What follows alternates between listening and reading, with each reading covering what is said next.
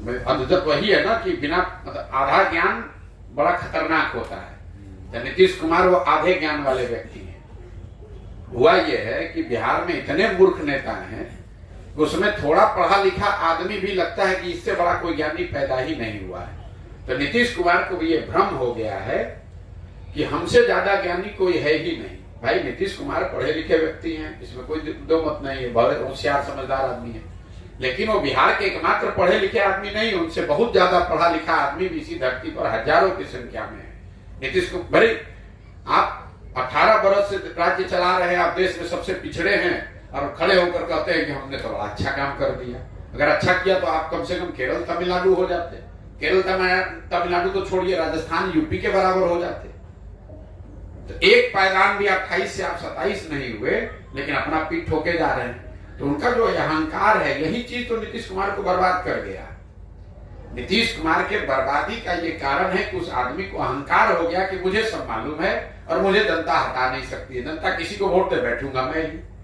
इसी चीज ने नीतीश कुमार का डाउनफॉल किया। 2005 के नीतीश कुमार और आज के नीतीश कुमार में जमीन आसमान का फर्क है। शराबबंदी को लेकर जो मैं आपको बात बता रहा था कि इसका कोई दुनिया में प्रमाण नहीं है कि शराबबंदी के जरिए आप समाज का या अपना आर्थिक सामाजिक उत्थान कर सकते हैं। गांधी जी ने शराबबंदी के लिए कानून बनाने की बात कहीं नहीं कही। और तीसरा, अगर शराबबंदी को एक बार को बहस के लिए मान भी लिया जाए कि अच्छा है, तो शराबबंदी लागू है कहां?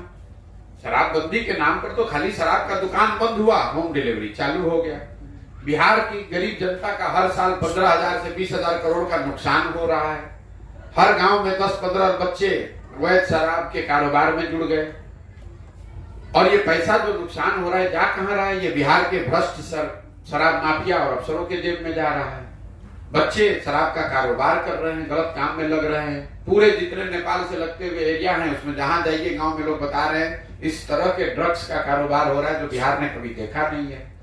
और जिन महिलाओं के नाम पर इसको किया गया, आपने अभी, मैं आ रहा हूं मौत के आंकड़े पर, बिल्कुल गलत है। शराबबंदी लागू होने के बाद से अभी तक 6,37,000 से ज्यादा केस किए गए हैं शराबबंदी कानून के तहत। उसमें करीब 1.25 लाख लोग आज भी कोर्ट और थानों के चक्कर लगा रहे हैं। ये 1.25 लाख लोग जब एक बार आप थाने में पड़ गए, जेल चले गए, तो सबसे ज्यादा परेशानी भी उस घर की महिला को है। पुरुष पकड़ लिया गया, महिला बेचारी दौड़ रही है थाने में, कोर्ट में, जो भी बचा कुचा है वो भी बिक जा रहा है उनका। तो ना इसका कोई आधार है, ना कोई इसका मोरल आधार है, ना ये जमीन पर लागू है। नुकसान अलग हो रहा है, महिलाएं अलग परेशान हो रही है। नीतीश कुमार का जिद है, कहना नहीं यही लागू रहेगा। पूरे बिहार में शराब बिक रहा है, कह रहा नहीं शराबबंदी लागू है। आपने कहा 134 लोगों की मौत। ये 134 लोग तो वो है जो रिपोर्टेड मौत है। जहरीली शराब से होने वाली मौत की संख्या यहाँ हजारों में है। हर पंचायत में मैं जब चल रहा हूं, लोग बता रहे हैं वो तो पुलिस प्रशासन के डर से वो केस ही नहीं करता है कि जो जिसकी दुखद मृत्यु हुई वो हुई। अगर जाके कहेंगे कि शराब पीने से हुई है तो शराबबंदी के नाम पर उस पर केस अलग से हो जाएगा। ये तो जब बड़ा 25, 30, 40 लोगों की मृत्यु होती है तो सरकार छुपा नहीं सकती है, तो उसको वो खबर आती है। आप तो पत्रकारिता करते हैं, हर पंचायत में मैं आपको डाटा दे सकता हूं कि कितने लोगों की मृत्यु अवैध शराब पीने से, गलत शराब पीने से हुई है। लेकिन सरकार को कोई असर नहीं है। नीतीश कुमार खड़ा होकर कह रहा है जो पिएगा वो मरेगा। अपनी गलती का कोई एहसास नहीं है। सर, एक आखिरी सवाल। नीतीश कुमार ने कहा है कि मैं साफ करना चाहता हूं कि मुझे कुछ नहीं चाहिए, लेकिन आगे की सभी चीजें तय कर ली जाए अगली इंडिया गुट की बैठक में। क्या तय करना चाहते हैं नीतीश कुमार? नीतीश कुमार को सुन कौन रहा है? मतलब आप लोग जबरदस्ती का नीतीश कुमार को इतना बड़ा नेता बताते हैं, जैसे लग रहा है कि अब इन्हीं से देश की राजनीति चल रहा है। मेरे भाई, नीतीश कुमार की राजनीति का ये अंतिम दौर चल रहा है। आप बिहार में पत्रकारिता करते हैं, राजनीति करते हैं, हम लोग के मुख्यमंत्री हैं, तो उस नजरिए से आप उनकी चर्चा करते हैं। नीतीश कुमार को पक्ष में या विपक्ष में कोई नहीं पूछ रहा है कि आप हैं कौन। जब वो एनडीए में थे तो कई बार भाजपा ने इनको बुलाकर एक बार पूछा कि क्या करना है, नहीं करना है। उसी तरह इंडिया में आए हैं तो यहाँ भी कोई नहीं पूछ रहा है। पटना में जो बैठक हुई तो यहाँ लोगों ने बड़ा हल्ला मचाया, अरे नीतीश कुमार प्रधानमंत्री के दावेदार हो गए, चेहरा हो गए। फिर वो नहीं हुआ तो कहा इसके संयोजक हो जाएंगे। वो भी नहीं हुआ तो अच्छा इसी का नामकरण नीतीश बाबू करेंगे। अरे इनको तो कोई पूछ भी नहीं रहा है अब, और क्यों पूछेगा। मान लीजिए इंडिया अलायंस है, तो इंडिया अलायंस में सबसे बड़ा दल कांग्रेस है, दूसरा बड़ा दल टीएमसी है, तीसरा बड़ा दल डीएमके है। नीतीश कुमार उसमें क्या ऐसा कर देंगे कि सब लोग इनको मान लेगा। तेजस्वी यादव खड़ा होकर कह रहे हैं कि प्रधानमंत्री देश का कौन होगा, कोई पूछने वाला नहीं। भाई तुम्हारे सांसद हैं कितने? 543 के लोकसभा में आरजेडी के 0 सांसद हैं, और कह रहा है कि प्रधानमंत्री कौन होगा हम तय करेंगे। ये तो ऐसे होगा कि हम यहां से बैठ के कहें कि अमेरिका का राष्ट्रपति कौन होगा। अरे अपने ही मुंह से करना है तो देश का प्रधानमंत्री का है, अमेरिका का राष्ट्रपति भी आप ही तय कर दीजिए बिहार से। ये बड़बोले लोग हैं, आरजेडी के लोग बड़बोले हैं। कहता है देश का प्रधानमंत्री कौन है। भाई तुमसे पूछ कौन रहा है? तुम पहले 5 सांसद अपना जिता लो, उसके बाद में बताओगे कि कौन होगा नहीं होगा। और नीतीश कुमार का तो लोकसभा अभी चुनाव होगा, मैं रोज कैमरे पर कह रहा हूं, इसके बाद जदयू का संपूर्ण विघटन शुरू हो जाएगा। उनकी राजनीति का ये अंतिम दौर है, कहानी खत्म। लोकसभा चुनाव तक जितना चलना है चला लीजिए।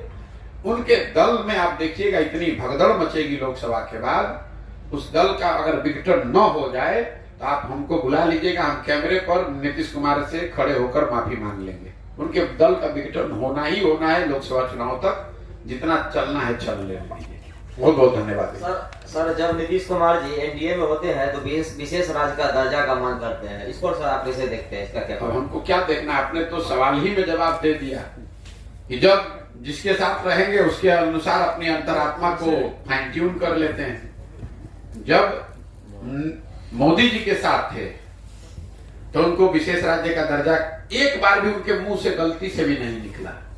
संसद में उनके जदयू के नेता मोदी जी को महामानव बता रहे थे। अंतरात्मा जैसे ही महागठबंधन में आए, अंतरात्मा का भी फिर से फाइन ट्यूनिंग हो गया। अब उनको विशेष राज्य का दर्जा दिखने लगा। फिर भागेंगे भाजपा में तो फिर कहेंगे अगर विशेष राज्य का दर्जा छोड़िए ना, इस सबको मुद्दा है, इस सबको कुछ बुझाता है। अरे भाई आप ही को बुझाता है तो आप ही सुधार दीजिए।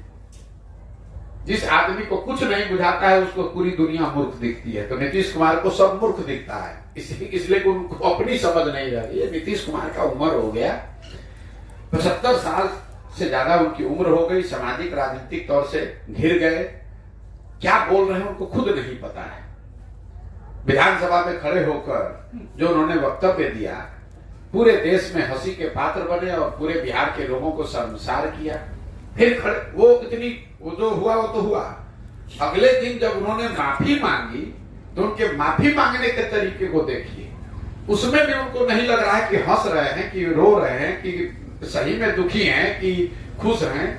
बॉडी लैंग्वेज है उनको बोलना कुछ चाहते हैं, बोल कुछ और जाते हैं, करना और चाहते हैं, कर कुछ और जाते हैं। वो दिमाग, इसीलिए लोग कह रहे हैं भैया दिमाग स्थिर नहीं है, वो घबराहट है।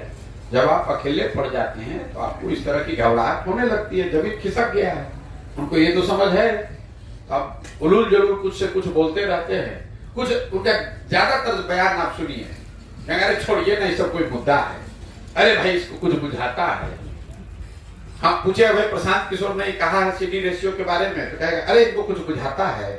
हम अभी चले जाएंगे उसका प्रचार करने, तो कहेगा यही सबसे बिहार का सबसे होशियार आदमी यही है। अरे भाई जब प्रशांत किशोर को कुछ बुझाता नहीं है तो आप अपने घर में रख के काहे उसको सलाहकार बनाए थे? पुनर्जीवित तो प्रशांत कुमार किया। क्यों? हम कह रहे क्यों उसको सलाहकार बनाए थे? और अगर सलाहकार बनाए थे तो वो आदमी मूर्ख कैसे हो गया? उनसे कोई पूछने वाला नहीं है। एक दिन कहा कि हमको कहा कि हमारा कांग्रेस में दल का मर्ज करा दीजिए, अब फिर कहते हैं कि ये भाजपा का एजेंट है। अरे भाई दोनों बात कैसे संभव है? अगर हम भाजपा के एजेंट हैं तो उनके दल को कांग्रेस में काहे मर्ज कराएंगे, भाजपा में मर्ज कराएंगे? तो नीतीश कुमार के बात का वो देखिए, कोई 5 मिनट खाली नीतीश कुमार के वक्तव्य को सुनिए किसी भी विषय पर, तो बोलना शुरू करेंगे कहीं से, बीच में कहीं दूसरे जगह चले जाएंगे, फिर घूमकर राष्ट्रपति के सामने भाषण दे रहे हैं, कुर्ता उठा के पेट खजुला रहे हैं। बताइए, बिहार के मुख्यमंत्री हैं, राष्ट्रपति का फॉर्मल कार्यक्रम चल रहा है, महिला राष्ट्रपति वहां बैठी हुई हैं, कुर्ता उठा के पेट बोलते बोलते मंच पर भाषण दे रहे हैं, अपने अफसरों को उलूल जरूर कुछ बोल देते हैं। अब उनका अंतिम समय आ गया राजनीतिक तौर पर। चलिए स्वस्थ रहे, भला करे भगवान उनका। सर एक सड़क है यहाँ पे जिसका शिलान्यास हो गया था, रामचंद्र जी सांसद थे, तो आज तक वो सड़क का काम पूरा नहीं हुआ। सड़क को लेकर हम आपको इतना ही कह सकते हैं कि हम 15 महीने पैदल चलने के बाद 12 जिलों में जो हमने स्थिति देखी है, उसमें इन 12 जिलों में शिवहर के बाद दरभंगा में ग्रामीण सड़क की हालत सबसे ज्यादा खराब है। सड़क तो हर जगह खराब है ग्रामीण सड़क, लेकिन दरभंगा में ग्रामीण सड़क की हालत किसी अन्य जिले से शिवहर में इससे भी ज्यादा खराब दिखा था। यहाँ पर अभी है, लेकिन मुझे दरभंगा में भी 1 महीना और चलने दीजिए तो विशेष बात करेंगे। बहुत बहुत धन्यवाद।